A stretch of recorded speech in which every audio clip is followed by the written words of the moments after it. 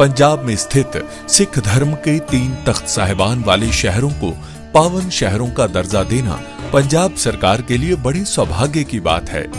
ये शहर है श्री अमृतसर साहिब, श्री आनंदपुर साहिब और तलवंडी साबो। ਇਹ ਤਿੰਨੋਂ ਤਖਤਾਂ ਦੇ ਸ਼ਹਿਰਾਂ ਨੂੰ ਪੰਜਾਬ ਦੇ ਅਧਿਕਾਰਤ ਪਵਿੱਤਰ ਸ਼ਹਿਰ ਵਜੋਂ ਐਲਾਨ ਕਰਨ ਦਾ ਫੈਸਲਾ ਕਰਦਾ ਹੈ। वक्त की बड़ी खबर, बड़ी जानकारी आपको दे दूं कि अमित शाह के खिलाफ पेन ड्राइव हाथ लगा है। अमित शाह के खिलाफ एक ऐसा सबूत लग गया है जिसकी बात ममता बनर्जी ने सार्वजनिक तौर पर कर दी है और कहा है कि अगर उन्होंने इस सबूत को दिखा दिया तो भारतीय राजनीति में भूचाल आ जाएगा। दोस्तों, पश्चिम बंगाल और दिल्ली की लड़ाई जबरदस्त तरीके से देखने सुनने को मिली है। पश्चिम बंगाल की लड़ाई आज सुबह से ही देश की राजधानी दिल्ली में देखने को मिल रही है। आज टीएमसी के सांसदों ने अमित शाह का घर, अमित शाह का दफ्तर घेर लिया, जिसके बाद कई सांसदों को घसीट दिया गया।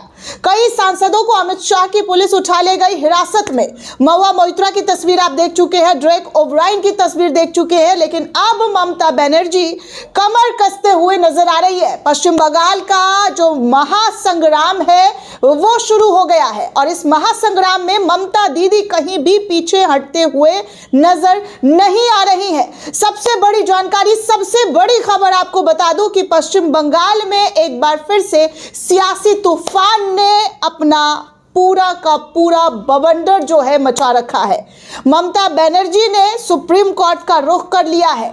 जब से ईडी का छापा पड़ा है आईपैक पर, ममता बनर्जी की जो एजेंसी है जो उनका पूरा काम धाम देखती है, आईपैक के छापामारी के बाद से ही ममता बनर्जी ने फुल ऑन बीजेपी को घेरना शुरू कर दिया है। और घेरते हुए जो स्टेटमेंट अब ममता बनर्जी का सामने आ रहा है, सबसे पहले एक्सक्लूसिव आपको बता दूं कि ममता बनर्जी ने बड़े दावे कर दिए हैं। ममता बनर्जी कह रही हैं कि मेरे पास अमित शाह के खिलाफ पेन ड्राइव है। जी हाँ, अमित शाह के खिलाफ पेन ड्राइव है और निष्पक्ष न्याय के लिए सुप्रीम कोर्ट का दरवाजा भी ममता बनर्जी के जरिए खटखटाने की बात कह दी गई है। ममता बनर्जी साफ तौर पर कह रही है कि इस पूरे मामले पर वो सुप्रीम कोर्ट का रुख करेंगी, किसी भी कीमत पर वो झुकने वाली नहीं है। ईडी के सामने वो कोई भी घुटना नहीं टेकेंगी और महुआ मोइत्रा ने साफ कह दिया है कि ममता बनर्जी जो है वो ये कह रही है कि शेरनी है, वो किसी के आगे झुकने वालों में से नहीं है और बंगाल की लड़ाई में वो इस वक्त खुलकर, जी हाँ, बंगाल की जो लड़ाई अमित शाह के जरिए हो रही, अमित शाह के साथ जो की जा रही है सत्ता पाने की, ममता बनर्जी हो या अमित शाह, बीजेपी के लोग इस वक्त बंगाल पर कब्जा करने के लिए हर वो कोशिश करते हुए नजर आ रहे हैं।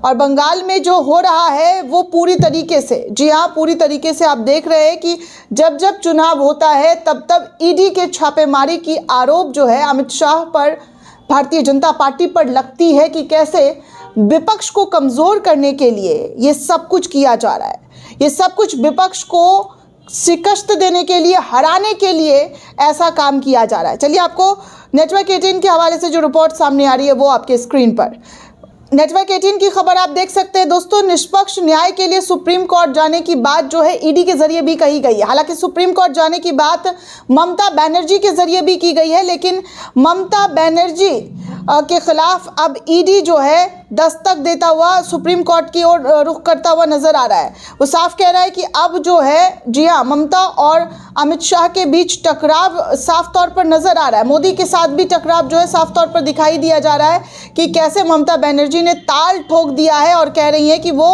आगे का जो काम है, आगे की जो कार्रवाई है, अब वो सुप्रीम कोर्ट पहुंचकर करेंगी। खैर, आपको बता दूं कि ममता बनर्जी का स्टेटमेंट क्या आया और क्यों वो पेन ड्राइव का जिक्र कर रही हैं। वो कह रही हैं कि पूरी तरीके से भाजपा घबरा गई है। दोस्तों, कोलकाता में गुरुवार को चुनाव सलाहकार आईपैक, जो ममता बनर्जी का चुनाव सलाहकार है आईपैक, उसके प्रमुख और प्रतीक जैन के घर पर छापेमारी के दौरान ममता बनर्जी जो है पूरी तरीके से अब बीजेपी के खिलाफ खड़ी हुई हैं। ममता बनर्जी ने एक फाइल और लैपटॉप अपने हाथ में लेकर जो है दिखाई दी कल, और इसको लेकर भाजपा के नेता रविशंकर प्रसाद ने कहा कि आज़ाद भारत जो है बंगाल के में आज तक ऐसा नहीं हुआ है। रविशंकर प्रसाद ये बयान दे रहे हैं, सोचिए।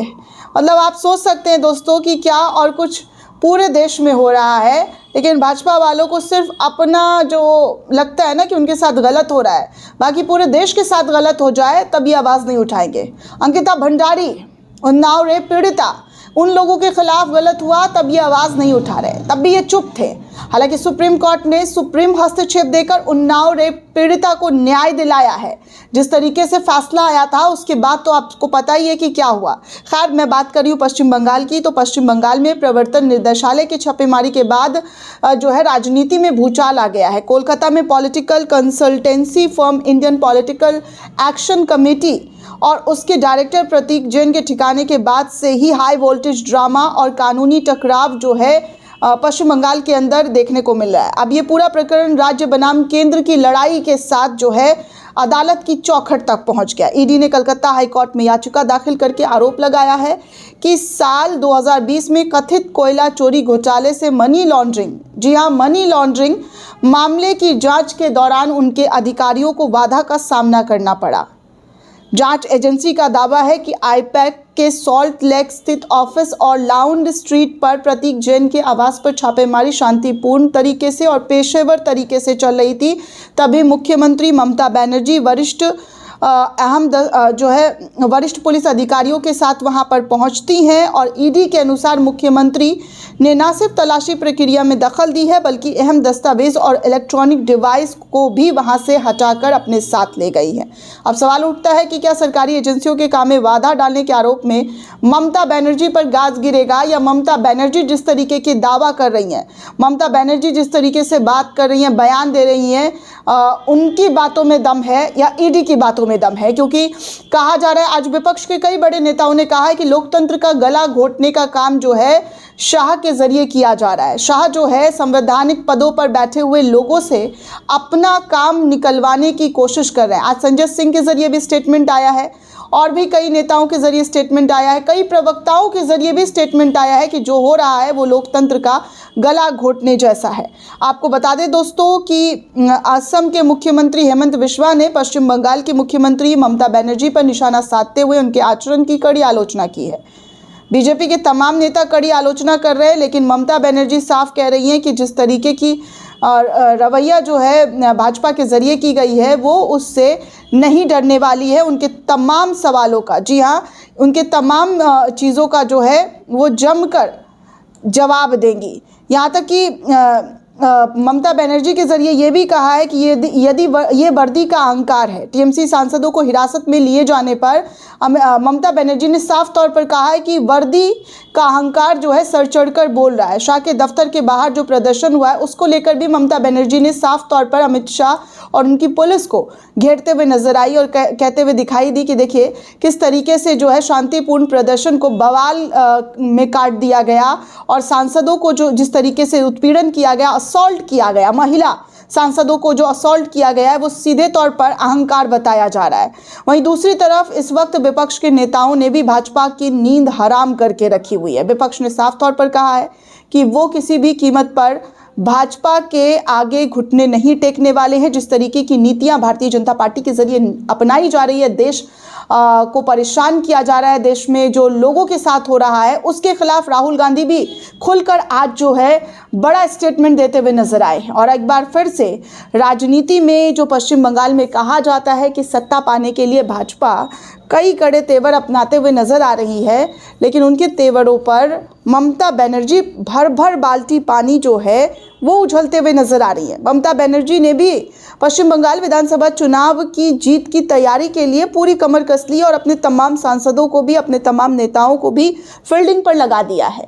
दोस्तों, इस पूरे रिपोर्ट को लेकर आप क्या सोचते हैं, आपकी क्या प्रतिक्रिया, हमें कमेंट करके ज़रूर बताइएगा। साथ ही साथ चैनल को ज़्यादा से ज़्यादा लाइक, शेयर और सब्सक्राइब करना बिल्कुल भी ना भूलें। जय हिंद दोस्तों।